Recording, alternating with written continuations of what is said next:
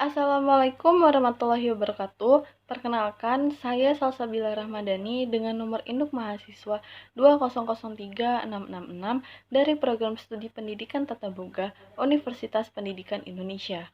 Di sini saya akan melakukan presentasi artikel ilmiah saya yang berjudul Peran Pola Asuh Orang Tua Terhadap Prestasi Belajar Anak. Penelitian ini dilatar belakangi oleh rendahnya mutu pendidikan dan prestasi belajar siswa di Indonesia. Dari data survei Political and Economy Risk Consultant, pendidikan Indonesia berada pada urutan ke-12 dari 12 negara di Asia. Hal itu diperkuat oleh pendapat Said tahun 2008 yang mengemukakan bahwa prestasi belajar siswa tahun ajaran 2007-2008 kurang memuaskan karena daya serap siswa hanya mencapai 60,93% atau siswa yang mendapat nilai kurang dari 65 mencapai 39,07%. Sujono tahun 2006 mengungkapkan bahwa prestasi belajar siswa di sekolah 30% dipengaruhi oleh lingkungan dan 70% dipengaruhi oleh kemampuan siswa tersebut. Lingkungan yang dimaksud yaitu lingkungan keluarga, lingkungan masyarakat, dan lingkungan sekolah. Lingkungan keluarga merupakan awal dari pendidikan anak. Pendidikan dalam keluarga dapat terwujud dari pola asuh orang tua terhadap anaknya. Perbedaan pola asuh orang tua secara tidak langsung berpengaruh pada prestasi belajar anak, karena pola asuh tersebut dapat menimbulkan beberapa pola-pola kebiasaan. Pola kebiasaan itu salah satunya kebiasaan belajar. Orang tua memegang peran penting dalam perkembangan belajar anak. Arifin tahun 2012 menyebutkan ada 3 peran orang tua dalam prestasi belajar anak, yaitu yang pertama, menyediakan kesempatan sebaik-baiknya kepada anak untuk menemukan minat, bakat, serta kecakapan lainnya. Yang kedua, menyediakan informasi-informasi penting dan relevan sesuai dengan minat dan bakat anak. Yang ketiga, menyediakan fasilitas belajar dan membantu kesulitan belajarnya. Penelitian ini memiliki beberapa tujuan, yaitu yang pertama, untuk mengetahui pemahaman tentang pola asuh orang tua dan tipe pola asuh yang diterapkan. Yang kedua, mengetahui nilai rata-rata prestasi belajar berdasarkan tipe pola asuh yang diterapkan. Dan yang ketiga, pemahaman faktor prestasi belajar serta pengaruh dari pola asuh yang diterapkan. Dalam penelitian ini, menggunakan metode penelitian survei dengan desain cross-sectional survey. Partisipan dalam penelitian ini berjumlah 30 orang anak yang berusia 12-18 tahun. Teknik pengumpulan data dalam penelitian ini menggunakan kuesioner yang dibagikan kepada partisipan. Sebelum masuk ke bagian hasil dan pembahasan, di sini saya akan menjelaskan beberapa kajian teori. Yang pertama yaitu pengertian pola asuh orang tua, yang kedua tipe-tipe pola asuh orang tua, yang ketiga prestasi belajar, yang keempat faktor-faktor yang mempengaruhi prestasi belajar, dan yang kelima karakteristik anak berdasarkan tipe pola asuh orang tua. Pola asuh merupakan sejumlah model atau bentuk orang tua dalam menjaga, merawat, membimbing, membina, serta mendidik anak-anaknya. Pola asuh dapat dibagi menjadi 3 tipe, yaitu pola asuh otoriter, pola asuh permisif, dan pola asuh demokratis. Dario tahun 2011 menyebutkan bahwa pola asuh otoriter adalah sentral. Artinya segala ucapan, perkataan maupun kehendak orang tua dijadikan patokan atau tolak ukur yang harus ditaati oleh anak-anaknya. Pola asuh permisif menurut Yatim dan Irwanto tahun 1991 ditandai dengan adanya kebebasan yang diberikan kepada anak untuk berperilaku sesuai dengan kehendaknya. Semua keputusan diserahkan kepada anak tanpa pertimbangan dari orang tua. Pola asuh demokratis menurut Baumrit tahun 2004 yaitu kedudukan antara orang tua dan anak sejajar. Anak diberi kebebasan untuk bertanggung jawab. Artinya, apa yang dilakukan oleh anak tetap harus dalam pengawasan orang tua. Menurut Bloom tahun 2011 mengungkapkan bahwa prestasi belajar merupakan hasil perubahan tingkah laku yang meliputi ranah kognitif, afektif, dan psikomotor. Dalam mencapai prestasi belajar, terdapat faktor-faktor pendorong. Faktor tersebut adalah faktor internal, yaitu faktor yang berasal dari diri individu, dan faktor eksternal, yaitu faktor yang berasal dari luar diri individu. Faktor internal mencakup kesehatan mental, kecerdasan emosional, dan motivasi. sedangkan faktor eksternal mencakup keadaan keluarga, keadaan sekolah, dan lingkungan masyarakat. Pola asuh orang tua berada pada faktor eksternal, namun berpengaruh pada faktor internal dalam prestasi belajar anak.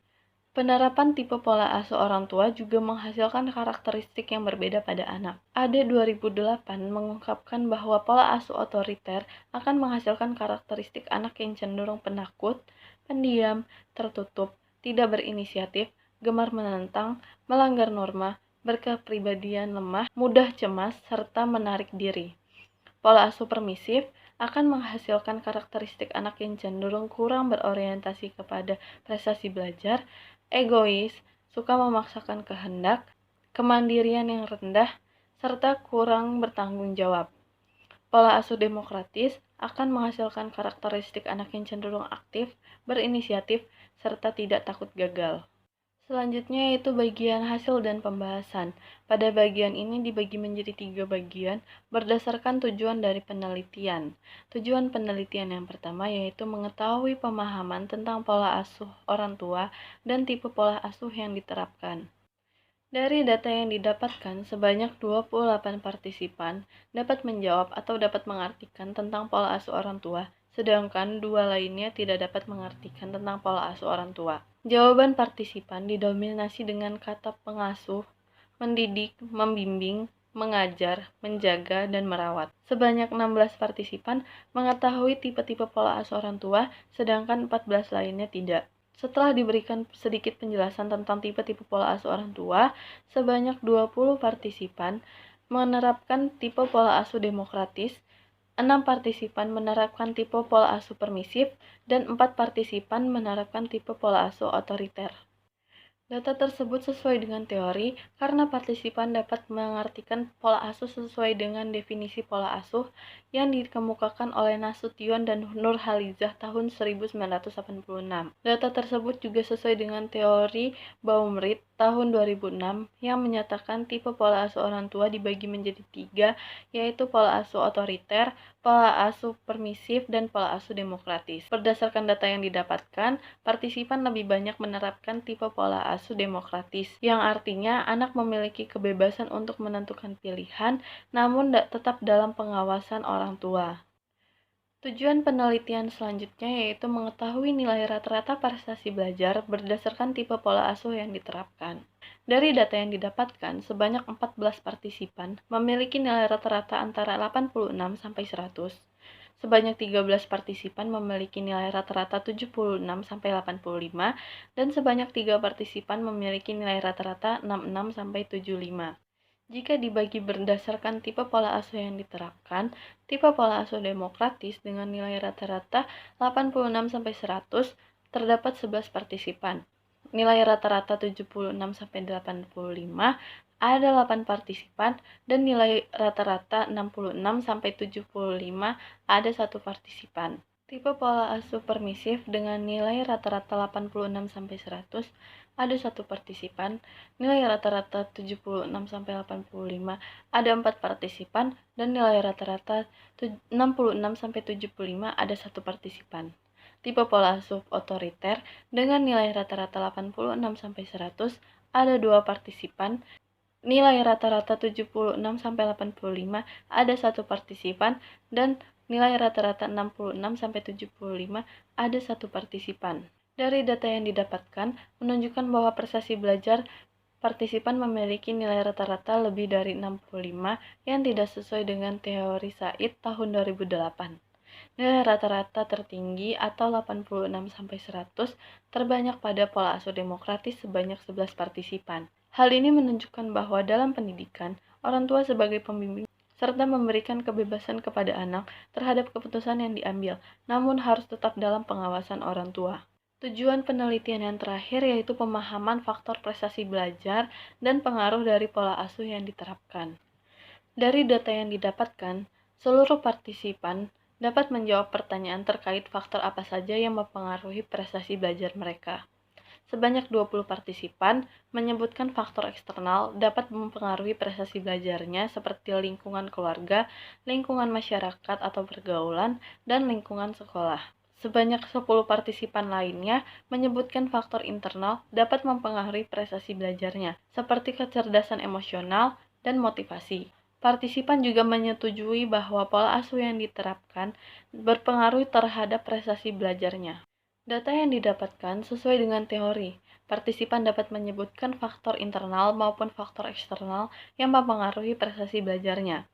Dalam faktor internal, sesuai dengan teori Pitrich dan Zusso tahun 2002 dan tahun 2014. Sedangkan faktor eksternal sesuai dengan teori Hasbuloh dan Kartono tahun 2011.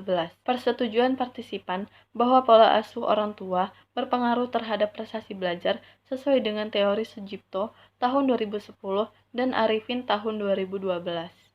Kesimpulannya yaitu, dari ketiga tipe pola asuh orang tua, yang paling banyak diterapkan yaitu pola asuh demokratis. Dengan tipe pola asuh demokratis tersebut, nilai rata-rata prestasi belajar partisipan lebih baik dibandingkan dengan tipe pola asuh lainnya. Hal itu menunjukkan bahwa adanya perbedaan pengaruh dari penerapan tipe pola asuh orang tua terhadap prestasi belajar. Pola asuh yang diterapkan dapat mempengaruhi faktor internal maupun faktor eksternal prestasi belajar. Sekian presentasi yang dapat saya sampaikan. Mohon maaf apabila ada kesalahan. Saya akhiri. Wassalamualaikum warahmatullahi wabarakatuh.